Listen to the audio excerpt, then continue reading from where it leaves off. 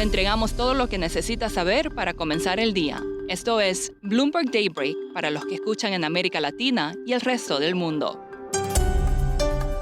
Buenos días y bienvenidos a Bloomberg Daybreak América Latina. Es miércoles 13 de mayo de 2026, soy Sabrina Nelson y hoy el petróleo rompió una racha de 3 subidas diarias consecutivas, S&P rebaja la perspectiva de México por debilidad fiscal y hablamos sobre cómo la geografía está marcando la política en Perú.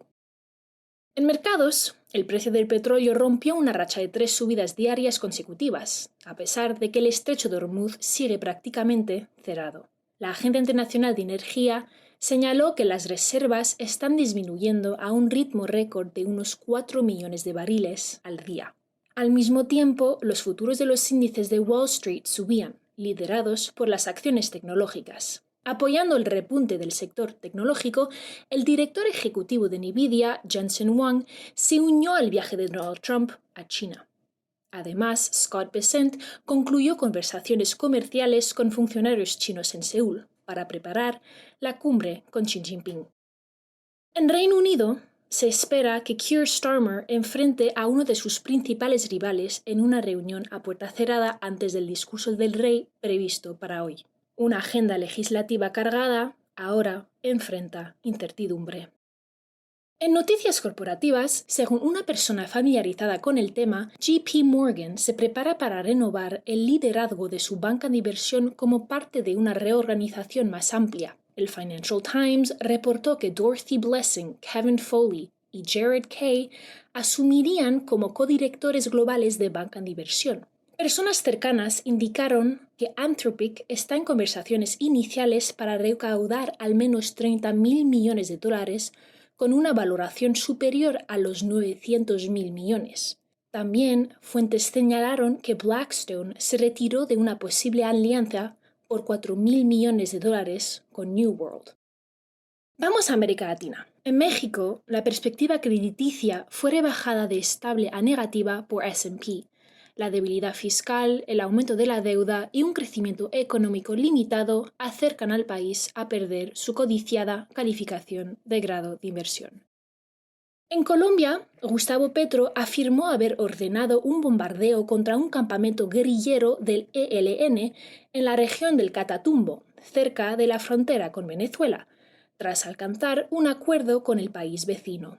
Según Caracol Radio, al menos 7 miembros del grupo rebelde murieron en el ataque. La industria cárnica de Brasil enfrenta una amenaza. El país no figura en una lista de países autorizados para exportar productos animales a la Unión Europea, que entrará en efecto pronto. Fue excluido por no cumplir con reglas sobre uso excesivo de productos antimicrobianos. En Perú, los candidatos presidenciales Keiko Fujimori y Roberto Sánchez se perfilan para competir en la segunda vuelta electoral de junio. Ambos lideran el conteo de votos de la primera vuelta, que está completado en un 99,9%. Sin embargo, el medio El Comercio informó que la Fiscalía busca prisión para Sánchez por presuntamente haber entregado información falsa a la autoridad electoral sobre aportes de campaña. A continuación, Paola Vega Torre, productora de este podcast, nos trae la entrevista del día. Perú enfrentará una segunda vuelta electoral con un país profundamente dividido. La contienda vuelve a poner en evidencia la brecha entre Lima y las regiones rurales más pobres. Con acusaciones de fraude en el aire, analizamos qué está realmente en juego. Marcelo Rochabrún, periodista de Bloomberg en Lima, escribe esta semana al respecto. Marcelo, ¿qué revela esta elección sobre la distancia real entre Lima y el Perú rural, más allá de la diferencia de votos? En realidad lo que estamos viendo en las elecciones de Perú de este año del 2026 es lo que se podría llamar ya un patrón estructural de la política peruana, ¿no? Tú tienes a la capital Lima, que concentra más o menos un tercio de la población del Perú, y de ahí tienes al resto del país. Y lo que hemos visto ya en las últimas 3 de 4 elecciones al menos, es que el ganador de Lima termina perdiendo las elecciones presidenciales contra el resto del país, que elige a otro candidato, ¿no?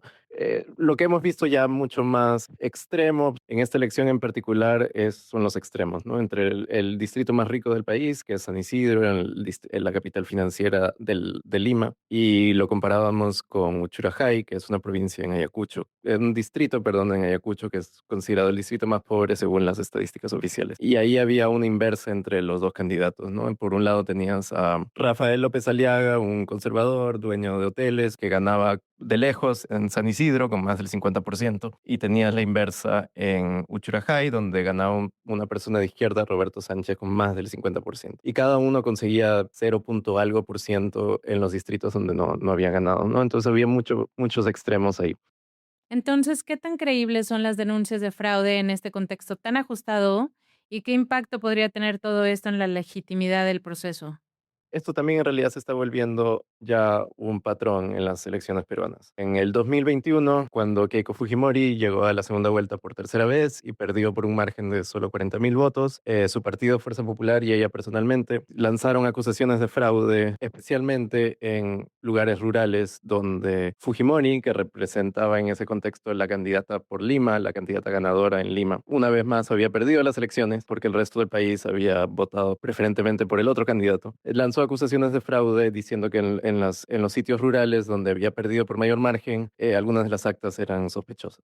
Ahora estamos viendo algo parecido, donde el candidato que ganó en Lima, Rafael López Aliaga, está diciendo que hay fraude y también que algunas actas rurales son sospechosas. Entonces tenemos ya lo que se está volviendo pues un patrón de que los candidatos perdedores de Lima acusan al interior del país de haber cometido o haber participado en un fraude, ¿no? En el caso de Keiko Fujimori, presentó todas sus acusaciones, se desestimaron una a una en audiencias que se pasaron por video, y en el caso de Rafael López Aliaga estamos en ese proceso y se han desestimado hasta ahora todas.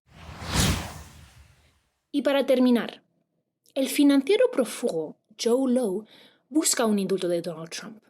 Acusado por autoridades estadounidenses de ser el cerebro de uno de los mayores fraudes financieros de la historia, Lowe habría orquestado un esquema que desvió al menos $4.500 millones del Fondo Soberano 1MDB de Malasia. Eso es todo por hoy. Para más contenido de Bloomberg en español, suscríbase al newsletter 5 Cosas o síganos en redes sociales. Los enlaces están en la descripción. Este episodio contó con la producción de Eduardo Thompson y Paola Vega Torre.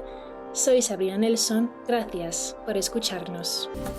Para conocer todas las noticias que necesita para comenzar el día, revise Daybreak en la app Bloomberg Professional, donde puede personalizar las noticias que desee recibir.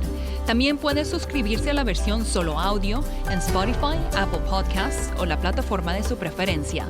Eso es todo por hoy. Escuche de lunes a viernes Bloomberg Daybreak.